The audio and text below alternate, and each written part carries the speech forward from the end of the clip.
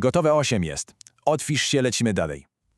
Okay, in English that translates roughly to ready, 8 is, open up, let's go further. It sounds kind of cryptic, right?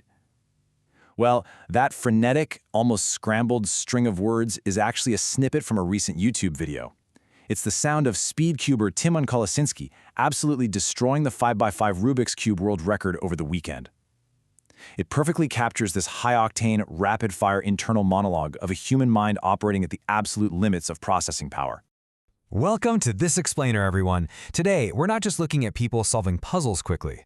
Oh no, we are looking at the absolute bleeding edge of pattern recognition, and we're going to unpack a historic weekend that just shattered what we thought was humanly possible.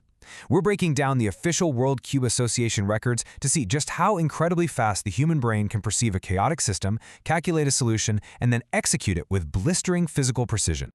Okay, let's dive right into this. Here is our roadmap for today. First up, the classic 3x3 baseline. Second, we'll hit mid-size cube domination. Third, ruling the big cubes. And finally, blindfolds and extreme limits. Let's kick things off with Section 1, the classic 3x3 baseline, setting the standard. Before we get to the crazy numbers, let's do a super quick primer on how the World Cube Association, or WCA, actually ratifies these feats. A single is exactly what it sounds like, right? The absolute best individual solve time. But speedcubing is really all about consistency, which brings us to the average of 5. Basically, competitors do 5 solves. The WCA drops the absolute best and absolute worst times to get rid of any extremely lucky or totally disastrous runs, and then averages the remaining 3. Now, for the really long events, they use a mean of 3, which just means they keep all 3 times. Understanding this is absolutely crucial because it shows these aren't just wild flukes, they are repeatable feats of human engineering under intense pressure. All right, keeping that in mind, just look at this number, 2.76 seconds. Honestly, let that sink in for a second. 2.76 seconds. That is the world record for a 3x3 single, set by Theodor Zeider. I mean, think about how infinitesimally small that window of time is. Literally, in the time it takes you to take a deep breath, Theodor looked at a scrambled cube, which, by the way, has over 43 quintillion possible combinations, identified the optimal path to solve it, and executed dozens of precise finger movements to snap every single piece into place. This is going to be our anchor today. It is the absolute peak of human burst processing.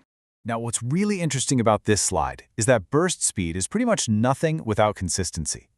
Xuanyi Geng's world record average of 5 sits at a mind-bending 3.71 seconds. Check out the individual times here, 3.79, 3.61, 3.74, dropping his best and worst. Xuanyi isn't just getting lucky once, no way. He is consistently diagnosing and solving the 3x3 in under 4 seconds over and over again in a highly stressful tournament environment. It's unreal. Moving right along to Section 2, mid-sized cube domination, the king of the middle. Enter Tymon Kolasinski. For the 4x4, his average sits at a blistering 18.56 seconds. But his recent performance on the 5x5 over the weekend, that is what literally has the entire community reeling right now. He didn't just break the record, he completely shattered the mythical sub-30-second barrier with a 29.49 second single, and he claimed the average world record too. To fully grasp the monumental implications of this, you kind of have to look at the history. For years, chipping even tenths of a second off a 5x5 record was agonizing work. Breaking 30 seconds, that is straight up the speedcubing equivalent of the 4-minute mile. So how on earth does he do it? Well, it boils down to a lethal technical combination, the Yao method and ZB. Tymon builds his centers and cross edges simultaneously using Yao, which gives him this incredible look-ahead advantage. Then he pairs this with ZB techniques, allowing him to solve the entire last layer in a single, hyper-optimized algorithm. Basically, he is literally processing the end of the puzzle while his hands are still physically finishing the middle. It's mind-blowing. Which brings us to Section 3, ruling the big cubes, Max Park's heavyweight reign. And this brilliantly illustrates a really strict division of territory in the speedcubing world. We just saw Tymon's highly technical Yao and ZB-fueled dominance on the 5x5. Now, Max Park has historically been Tymon's fiercest competition in that mid-size category, relying on staggering brute force turning speed. But while Tymon has pulled ahead to completely lock down the 5x5, look at what happens when we scale up to the really big puzzles, the 6x6 and 7x7. The name changes entirely. The cognitive load required to track pieces across these massive grids demands an entirely different rhythm, shifting the crown firmly over to Max Park. Just look at these massive cube world records held by Max. a 6x6 single in 57.69 seconds, and a mean of 105.04. But the 7x7 times are where reality really starts to bend for me. A 7x7 single in 1 minute and 33.48 seconds. Let me emphasize that. A 7x7 cube has over 200 individual pieces to track, pair, and place. Max looks at that absolute chaos and brings it back to perfect order in roughly 90 seconds. And his mean time across 3 solves is only a few seconds slower at 136.86. The physical turning speed combined with that flawless macro pattern recognition is just astounding. All right, moving into our final section. Section 4, blindfolds and extreme limits, pushing the human mind. So, solving a cube blindfolded means you have to memorize the exact position and orientation of every single piece, pull a blindfold down over your eyes, and then execute the solution perfectly from memory. Stanley Chappell has taken this concept to absolute absurd heights. On the 4x4, his single record is 51.96 seconds. On the 5x5, he memorizes the entire thing and solves it blind in 1 minute and 58.59 seconds. Stop and visualize that for a second.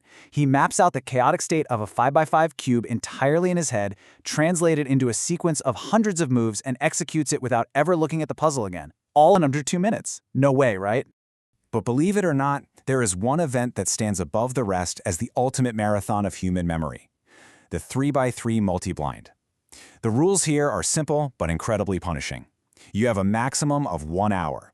In that time, you must memorize as many scrambled 3x3 cubes as you possibly can, put on a blindfold, and then solve all of them for memory.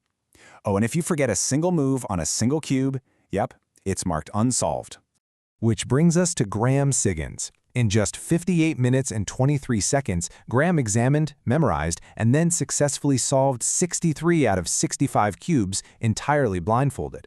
Think about the massive memory palace required to store the exact states of 65 different Rubik's Cubes simultaneously, and then accurately retrieve and physically execute those solutions without a single visual cue to guide you. It's almost unimaginable. It is a staggering demonstration of the brain's raw storage and retrieval capabilities. So we've gone from a 2.7-second burst of pure reaction to Tymon Kolasinski's sustained sub-30-second 5x5 solving, all the way to holding 63 different puzzles in active memory. It really forces us to ask, if the human brain can process geometry, identify patterns, and execute precise physical commands this rapidly, what are our true upper limits? The numbers we've explored today aren't just speedcubing records. They're literal data points expanding our understanding of human potential. Thanks for joining me on this explainer, and I hope this leaves you as totally amazed by the human mind as I am.